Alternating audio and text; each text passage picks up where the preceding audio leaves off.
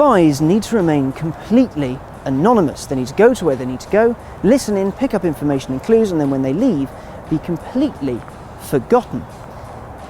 So why does James Bond drive an Aston Martin? I mean, they're some of the flashiest cars available. Nowadays, if you rocked up to a secret underground lair in something like a DBS, you'd be shot in the face from a distance before you could get in the way of any evil machinations. And then you have a look at Bond's car history. Well, he's had an Aston DB5, a Vantage, a Vanquish, a DBS, a BMW Z8, a 750i, and even a Lotus Esprit.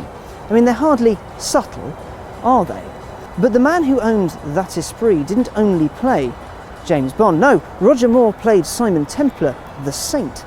And the Saint, well, he drove a Volvo P1800.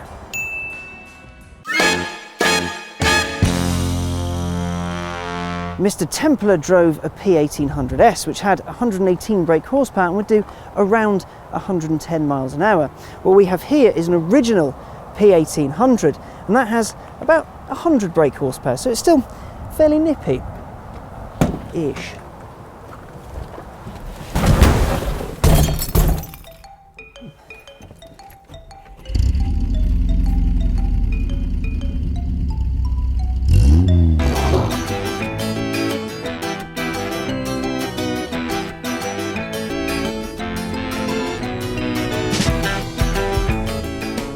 It's a very warm day, it's very hot in here, and I am nowhere near as cool as Roger Moore.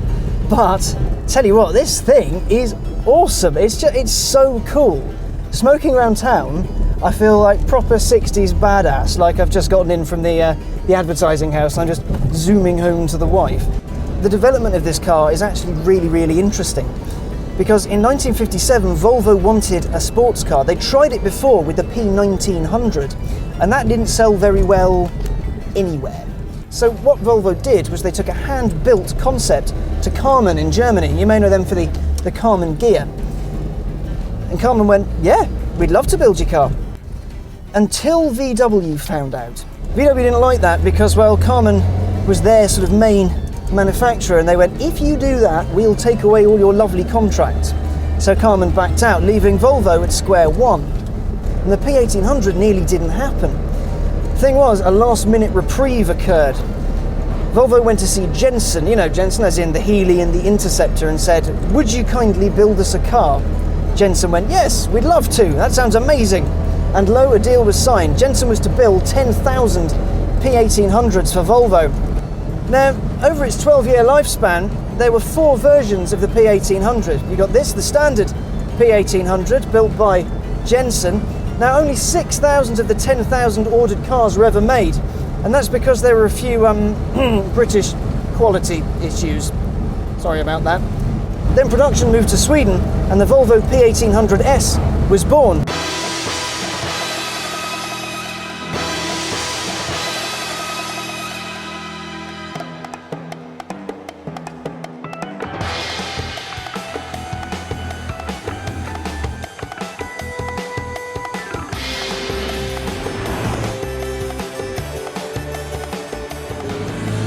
I'll level with you, this is a 51-year-old car as of this year, so it's not going to be up to modern standards of driving. Let's start with the basics. The gear shift, rather lovely, really. It sort of clinks in from gear to gear. The clutch isn't too heavy. The only thing is, in second gear, no matter what you do, there's a little bit of a, which is a little disconcerting because it makes me sound like I'm an idiot. Oh, it's not me! The brakes, it's got discs at the front and drums at the back, which means it's not the most responsive of things. You have to kind of look ahead in this car because, well, he's old. And this wheel is giant. So many turns lock to lock. I mean, once you're hustling, yeah, you got a bit of give. But the moment you get past about 35 degrees, everything requires a lot more effort. It's very, very heavy. The throttle response is pretty good, if I'm honest. You just put your foot down and off you go. And the engine itself isn't the quickest to respond, and it is quite noisy and thrashy, and I haven't taken it over 50 miles an hour yet, even though this is supposed to do somewhere near 100, mostly through fear, because I don't want it to explode. The readouts, well, okay, let's see, I have no idea how many RPM I'm doing, because I'm either doing somewhere between none and 1,000. doesn't tend to go above that. The speedo wobbles like a wobbly thing. The fuel gauge, that's not good. I'm somewhere between empty, half and full. It can't quite make its mind up. The oil temperature gauge, that's stuck at somewhere below 50, and the clock is wrong. I'm sure I can set it, but the clock is currently wrong. The switches in here are quite cool. It is so like kitchen 60s and awesome. And the design of this, you know, you see it outside and you think, oh yeah, that's an all right looking car. That'll do. Then you get in and it's like, everything is so cool and stylized. You just can't get that with cars anymore. You can't get a really thin wheel, because if I have a crash, these will puncture both of my lungs simultaneously, and the wheel, well, will probably give me serious brain damage.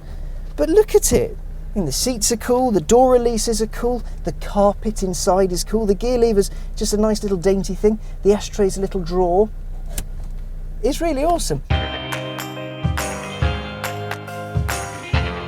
When the producers of the Saint were looking for a car, they went to Jaguar and said, we're making a new TV show. It's got Roger Moore in it, it's about a spy, quintessentially British.